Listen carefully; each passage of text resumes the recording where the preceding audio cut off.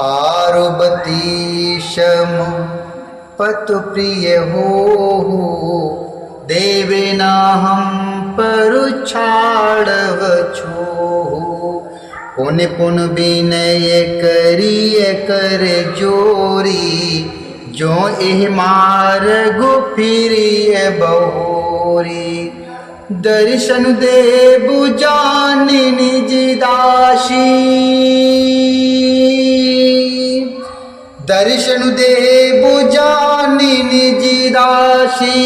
लखी सिए सब प्रेम पियासी, मधुर बचन कहे कहे परतोषी।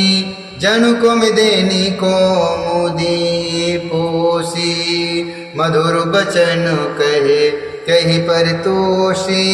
जनु कुम देनी को मुदी पोसी, जनु कुम देनी को मुदी पोसी। और पार्वती जी के समान अपने पति की प्यारी हो। हे देवी, हम पर कृपा न छोड़ना, कृपा बनाए रखना। हम बार बार हाथ जोड़कर विनती करती हैं, जिसमें आप फिर इसी रास्ते लौटें और हमें अपनी दासी जानकर दर्शन दें। सीता जी ने उन सबको प्रेम की प्यासी देख और मधुर वचन कह कहकर उनका भली बात संतोष किया, मानो चांदनी ने कुमदुनियों को खिलाकर पुष्ट कर दिया। तब ही लखन रघुवीर रुख जानी, पूछे मगु लोगन मृदुबानी। पूछे मगु लोगन मृदुबानी, सुनत नारी नर भय दुखारी। पुलकित गात बिलोचन बारी, मिटा मोदु मनु भय मलीने। वेदनिद दीन ले तु जनु चीने, समुझि कर मुगति धीरज कीना।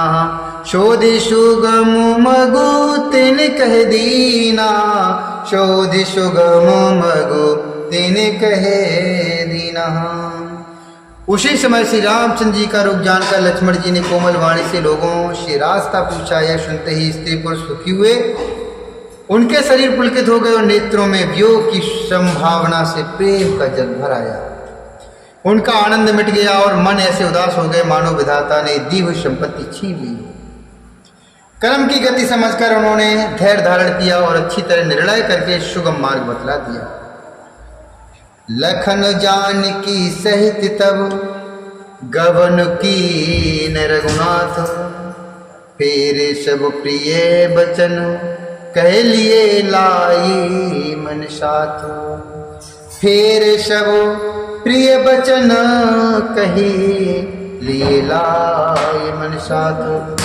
तब लक्ष्मण जी और जानकी जी से श्री रघुनाथ जी ने गमन किया और सब लोगों को प्रिय वचन कहकर लौटाया, किंतु उनके मनों को अपने साथ ही लगा लिया।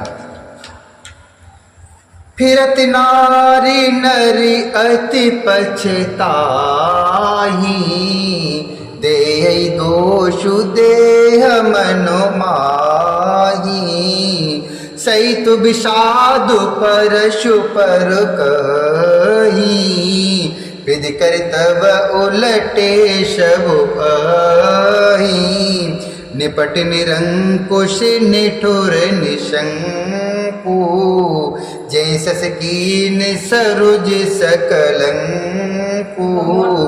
रुक कल्प तरु सागरु खारा, ते पठे बनि राजकुमारा। ते पठे बनि राजकुमारा। लौटते हुए वे स्त्री पुरुष बहुत ही पछताते हैं और मन ही मन देव को दोष देते हैं। परस्पर बड़े ही विषाद के साथ कहते हैं कि विधाता के सभी काम उल्टे हैं।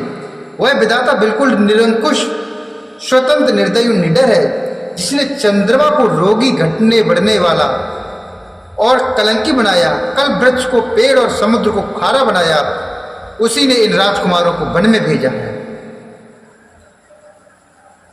जो पे नहीं दीन बनवासु, कीन बार दो वेद भोग बिलासु ए बिचरे मगो बेनु पद त्राना रचे बादो विधि बाहन नाना ए महि पर ही दास कुश पाता शुभग से जकत सृजति विधाता तरुबर बास इनई विद दीना धवल धाम रचे रचे श्रम कीना तरुबर बास इनई विद दीना धवल धाम रचे रचे श्रम कीना। जब विधाता ने इनको वनवास दिया है तब उसने भोग विलास व्यर्थ ही बनाए। जब ये बिना जूते के नंगे ही पैरों रास्ते में चल रहे हैं तब विधाता अनेकों वाहन अर्थात सवारियां व्यर्थ ही रचे हैं। तब विधाता ने अनेकों वाहन ये सवारियां व्यर्थ ही रचे हैं। जब ये कुश और पत्ते बिछाकर जमीन पर ही पड़े रहते हैं तब विधाता ने सुंदर सेज और पलंग ये बिछौने किस लिए बनाए हैं, किस लिए बनाता है। विधाता ने जब इनको बड़े बड़े पेड़ों के नीचे का निवास दिया तब ये उज्जवल महल, ये महल सुंदर महल बना बनाकर उसने व्यर्थी परिश्रम क्यों किया है। जो ए मुन पट धर जटिल सुंदर सुट सुकुमार विविध भांति भूषण बसन बाद किए करतार। जो ये सुंदर और अत्यंत सुकुमार होकर मुनियों के वल्कल वस्त्र पहनते हैं और जटा धारण करते हैं तो फिर करतार अर्थात विधाता ने भांति भांति के गहने और ये कपड़े व्यर्थ ही क्यों बनाए हैं। जो ये कंद मूल फल खाही, जो ये कंद मूल फल खाही बाद शुधा